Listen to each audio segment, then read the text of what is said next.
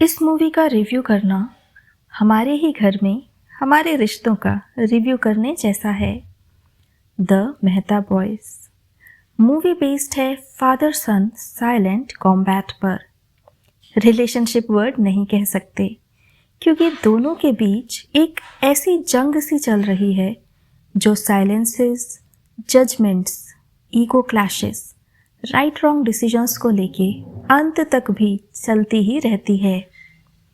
एक पिता और पुत्र 2 दिनों के लिए साथ रहने को तब मजबूर हो जाते हैं जब माँ के देहांत होने के बाद यूएस की फ्लाइट के लिए 2 दिन का डिले हो जाता है। बोमन ईरानी यानी शिव अपनी वाइफ के चले जाने के बाद बच्चों के साथ शिफ्ट हो जाने का प्रेशर पूरी लाइफ खुददारी से जी, अपना घर, अपने शौक सब जिए और जीवन के इस पड़ाव पर ना चाहते हुए भी मजबूर दिखाया गया है एक पिता को अपनी ही बेटी के घर शिफ्ट होने के लिए।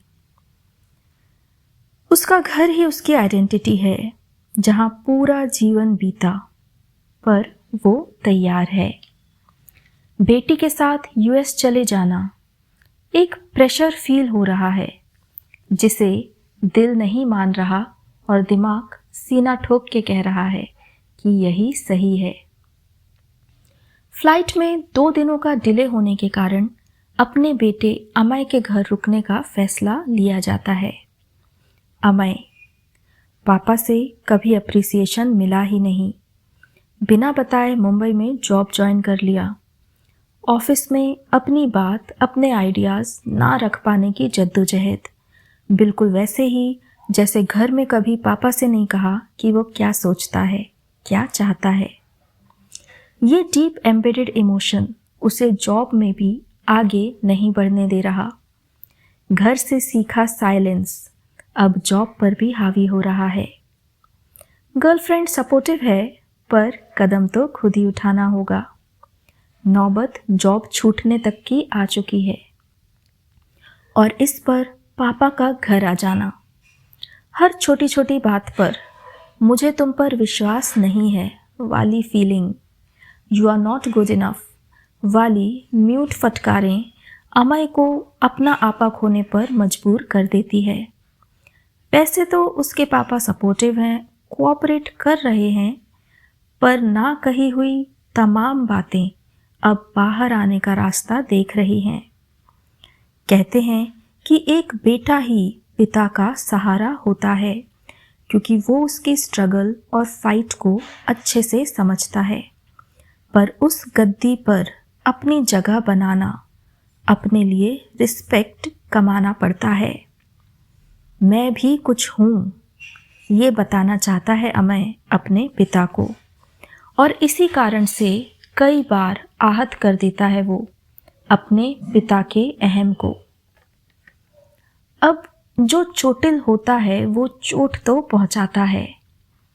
2 मेल्स के बीच सॉफ्टनेस और रिश्ता बनाए रखने की पूरी कोशिश करती दिख रही हैं फीमेल एनर्जीज, यानी अमय की बहन अनु और उसकी गर्लफ्रेंड सारा। दोनों उन्हें वो दिखा रही हैं जो इस तसल से भी ज़्यादा ज़रूरी है, एक्सेप्टेंस, खुद का और दोनों की ही खुददारी का। वैसे ये मूवी एंटरटेनर तो नहीं है, पर फादर सन की कॉम्प्लिकेटेड साइलेंसेस का अच्छा चित्रण है। शिव अपने घर वापस आ जाता है और बच्चों को दोबारा क्रिकेट कोचिंग शुरू कर देता है। अमय अपने ऑफिस में अपने बॉसेस के सामने अपनी डिज़ाइंस बोल्डली रखता है और अपने पापा के स्ट्रिक्ट नेचर को समझने की कोशिश करता है। ऑफिस में प्रमोटेड होने पर वो अपने पापा को अपनी डिज़ाइंस दिखाने आता है। Being a father is tough, but being a son of a tough father is tougher. ये मूवी अनसेड इमोशंस को, मेल ईगो और हसल को, कॉम्प्लिकेशंस को बहुत अच्छे से दिखाती है, पर एक बात मेरी समझ से परे है। शायद आप ये मूवी देखें तो मुझे कमेंट में ज़रूर बताएं। अपने घर वापस आने के बाद शिव यूएस जाने का निर्णय क्यों लेता है? अपना घर, अपनी सेल्फ रिस्पेक्ट, अपनी आइडेंटिटी, इस सब के पास वापस आने के बाद फिर वही निर्णय, आखिर क्यों? ये आप मुझे कमेंट में ज़रूर बताएं। स्टोरी टेलिंग के लिए इस मूवी को 5 में से 4 स्टार्स, पर ये एक हैवी मूवी है, इसलिए लाइफ के डीप लेयर्स में जाना हो तो ही इसे देखिए। मैं आपसे मिलती हूँ अपने अगले वीडियो में। तब तक के लिए चैनल को सब्सक्राइब कर लीजिए और इस वीडियो को लाइक ज़रूर करें। See you soon in the next video.